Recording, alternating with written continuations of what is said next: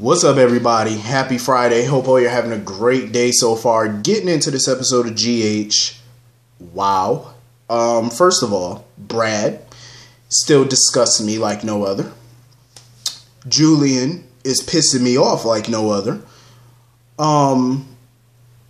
Julian is an idiot. How are you gonna sit there and tell Brad, oh, I can't tell you what to do because I can't get involved in it or any more involved than I already am? You're involved as it is, Julian. It's too late. You might as well go all the way with it. You're involved.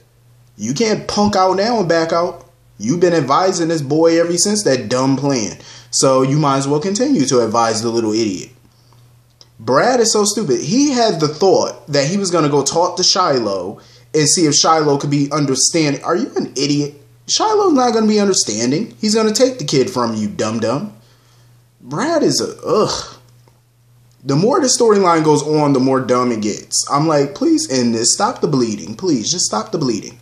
Stop it. This storyline is bleeding more and more profusely by the minute. Stop it. Stop the storyline. Please, end it. For crying out loud. Do us all a service. End this. You know, Brad is sitting there worried about losing Wiley, losing Lucas. Bruh, you're going to lose everything. When the truth come out, and I can't wait, he's going to lose everything. You're going to lose your husband. You're going to lose your alleged son. And you're going to lose your career. He ought to be fired. You're going to lose it all. Everything. Gone just like that, the snap of a finger. And you're probably going to be facing some prison time. Ain't no way you shouldn't be charged. I'm pretty sure the DA, if somebody can find something to charge you with, pretty sure they can. Like, he still want to go with this little bogus story about how a homeless person gave him a baby. Shut up, Brad. Shut up. You might as well just tell everybody the whole truth and minimize the damage. Even though the damage ain't going to be nowhere near minimum, but you might as well just tell the truth. Might as well. Maybe if you would have told the truth the night that it happened, you wouldn't, Lucas wouldn't have been mad at you, nothing. All you had to do was tell him that your baby died because they had a little medical mishap or whatever. And it wasn't, what happened to the original Wiley was nobody's fault. Should have just took the boy to the hospital, grieved, and then tried the adoption process all over again. Duh. But see, that's the problem with what I just said. It makes too much sense. You see what I'm saying? And I guess people say, well, if he did that, it wouldn't be no drama. Yeah, it would be. And we wouldn't have to waste the last 6, 7 months, 8 months on a bogus storyline about a baby. About a baby switch. Like, come on now. I'm so sick of this. Julian should have just minded his business, stayed out of it. But no, you wanted to get involved and be Captain Save-A-Ho. So this is what happened. So Julian, since you want to continue to make reassurances and promise him, oh, nobody's going to take your kid, I'm not going to let that happen. Julian, hush. Hush, Julian. You should have just minded your business, dealt with Kim, been at your bar, the whole nine. Because now when the truth come out and your involvement comes out, people, you're already the town pariah. Some people are starting to forgive him. But once this comes out, you're going to lose all that trust. And I'm pretty sure Olivia and Ned are going to be chomping at the bit to keep you away from Leo now. So you have something to lose too, bruh. And it's all your stupid fault. Should have backed off. So anyway, moving on from that hot mess. D.A. Dawson. Another idiot. Another idiot. Oh, for those who don't know, Elizabeth Hendrickson is returning to The Young and the Restless to play Chloe Fisher once again. Chloe Mitchell Fisher. But that does not mean you have seen the last of D.A. Dawson. Basically, for the time being, Elizabeth Hendrickson will be pulling double duty. She's going to be at GH. She's going to be at YNR. So for the time being, she's going to do both. It was so funny, though, how D.A. Dawson tried to blame Sonny for the loss of her mother. And, granted, you can blame him for the loss of your dad. But at the end of the day, you can't blame him for what your mother did. Your mother is the one who ordered the hit. She was the one messing around with Joe Scully Sr. So, Sonny was a young punk kid. At the time, Sonny was a young kid. He didn't know what he was doing. He pulled that, I'm pretty sure at that age, he knew right from wrong. And he pulled that trigger. Buried that body. Now, was he right? Of course not. Should he have been punished? Of course, but that was all over 3 decades ago. So you can blame him for that, but you know, losing your mother and stuff, it's not really his fault. But you know, it just irritates me a little bit how D.A. Dawson can sit there and be pulled into DOD. You know, even after Sonny explained everything Shiloh does, she still want to sit there and defend Shiloh, as does Brad.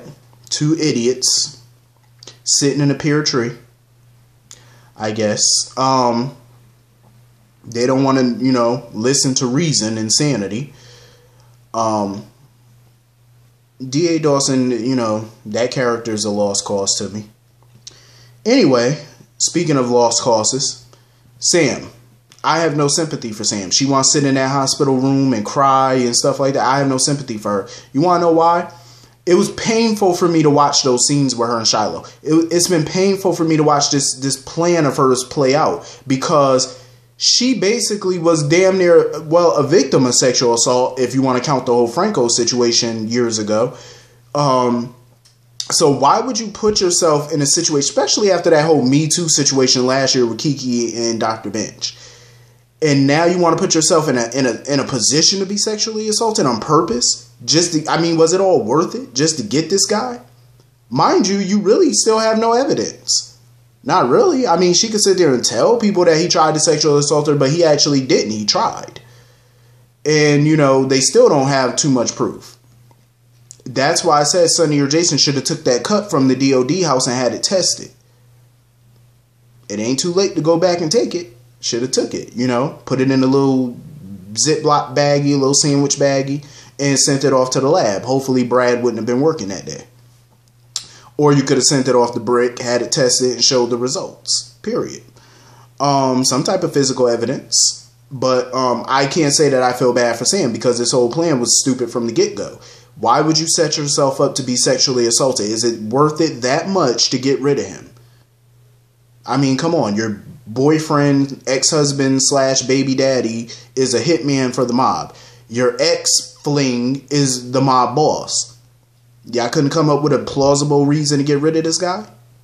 I mean, hello, Sonny could easily clip this guy and made it look like an accident, or made him disappear and nobody would have ever found him. Duh. But of course not. They want to go for the dramatics. For something that didn't need to happen. Like a sexual assault. That was smart. Not. But I did like the scene, though, where Sonny went into Shiloh's room. He all bruised up and beat up. Jason beat the mess out of him. Threw him down a flight of stairs. I said, damn. he took a little rumble-tumble down them stairs. But it was kind of funny how Sonny went in the room and plucked his face. He was like, oh, good, you're awake. But Sonny had to warn him yet again. He was like, you know, I want that pledge that Christina gave you. And I'm going to have somebody come by in the morning and discuss it with you. Like, Shiloh really, see, you notice how that arrogant smirk and that cockiness wasn't on his face. Finally, somebody wiped that little cocky, arrogant smirk off his face. Because now he knows that Sonny and Jason are not playing. Like, Jason already done knocked you down them stairs. Now you see that they're not playing with you. Because before he was all arrogant and cocky with them, wasn't afraid of them. I bet you a little bit afraid now, ain't you? You done got knocked down and beat up and thrown down a flight of steps, and you up in the hospital all bruised up and bandaged up, arm in a sling. I bet you afraid now. You ought to be, fool. You know, somebody warned you before it could get messy and ugly, and you want to sit there with that little cocky smile, little Kool-Aid smile like you Mr. Joe Cool, and you ain't got no fear until somebody done knocked that fear, you know, knocked that little smirk off your face. Bet you ain't so high and mighty now. Finally learned a little lesson. It's about time. Anyway, speaking of lessons, why was Chase sharing information with Lulu? I understand she's a member of the press, but why are you telling her all the details of this Ryan case? I really don't understand that, Mr. Detective Chase. Why are you doing that? You know the first rule of being a cop is never share, well, one of the rules is to never share information with the press, not detailed information. You don't do that. I understand she's a civilian also, and she's one of Ryan's victims, but you don't share information. about what you're planning on doing or where Ryan could be and yada, yada, yada. You don't share that information. Okay? I don't care if she is an investigative journalist. She's not helping you on this case, so why share information? Chase needs to learn a cardinal rule. Shut your mouth. Don't be telling civilians all the business that the PCPD is doing. But then again, as incompetent as the PCPD is, it's always the civilians who are solving these cases for them. But I did like the scene with Lucy and Laura and stuff like that. Lucy was irking my soul today. Like, seriously, all of this talking about, oh, well, it would have been nice if you all would have filled me in on your little plan. The less people that knew, the better. They only needed smart people to know this. They didn't need Lucy to know this because they know. I wouldn't have told Lucy nothing either because there ain't no telling who she would have told or what she would have did. And Lucy has a flair for the dramatic. I wouldn't have told Lucy nothing. I'm glad they didn't. But she did, in the end, actually help them out when she told them that she knew about Ava's cabin, that little safe house that Ava got. So, that is the perks of being a real estate agent, I suppose. And when Laura told her that she was going to give her an accommodation, Lucy sitting there trying to talk about, an accommodation. She's sitting there talking about how she would have known the full story, she could have been more help. How? How could you have been more useful? The plan worked, didn't it? They lured them out. So obviously it was a successful plan. They didn't need you. like not to sound mean, but they really didn't need Lucy. What would be the point of telling Lucy? Talking about she could have did more. What could you have done? They needed, the necessary people were a part of the plan. So what did they need you for? I love Lucy, but it's like they didn't need you. I'm just saying. That used to be my show growing up too. I Love Lucy. Oh, Ricky. That used to be my show. He'd be like, Lucy, you got some explaining to do. That used to be my job. I swear to God, I used to love that show. Cause I remember watching that show late nights with them infomercials and stuff, and they used to have I Love Lucy on late at night. I used to love that show. Lucy and Ethel, they was crazy. They used to stay getting in something. Ricky, I listen. I know Lucy used to stress Ricky out on that show. Lucille Ball, I know she used to stress Ricky out. Every time he tell her no, she always up to something, going behind his back, doing some little trickery. But anyway, yeah, like Lucy, I'm just like, you need to chill out. Like, if she's still holding out hope that her and Kevin gonna get back together, I'm like, Lucy, y'all not getting back together, so you might as well kill that noise. Stop it. But I am happy that Lucy overruled Madam District Attorney's first ruling that the PCPD had full authority to use deadly force against Ryan. I'm glad that Laura decided to overrule that decision. Good call. Because Curtis really needs that kidney. Ryan is his only hope at saving Jordan. I'm going to tell you right now. I say this every day, and I'm going to continue to say it. Maura West needs an Emmy every year for the daytime Emmys. Every year she should be nominated, and every year I think she should win. Not to say the other actresses aren't deserving on these other shows, but Maura freaking West knocks it out of the park 5 days out the week. I love Maura West. That's a gem. That's a diamond right there. A big, sparkly, shut your mouth diamond. You know what I mean? Like, that's a true diamond right there. I've seen a lot of actresses on primetime, daytime, and a lot of them are amazing. But I never held a lot of them in as high esteem as I do Maura West. Except for one other, and that's the Queen, Constance Towers, Helena Cassadine. Actually, happy belated birthday to Constance Towers. It was her 86th birthday the other day. I miss Helena Cassadine. I really do. Hopefully they resurrect her. Because I want to see Helena. I miss her. But Maura West killed it again today. And let me just say this before I forget. John Lindstrom. John Lindstrom, man, he doesn't get a lot of the credit that he deserves. That's a very underrated talent. I remember when John Lindstrom was playing Craig Montgomery on As the World Turns. He was amazing up there. He was such an a-hole on that show. Like, a lot of times he was an a-hole. Arrogant, too. But, man, John Lindstrom. That's another gem. That's a gem right there. Listen. John Lindstrom is the man. You know, the way that he can just play both these roles so flawlessly and effortlessly, hands down, man, that's amazing talent. Because like I say, I can't do what these actors do. Go in there and how do you, I mean, it's one thing to to memorize all that dialogue, but to play dual roles in one day, in the same day, like you got to play Kevin, and memorize all that dialogue as Kevin. Then you got to play Ryan and memorize all that dialogue as Ryan. That's a lot of freaking talent right there to do that. That's some talent. I wish I possessed that talent.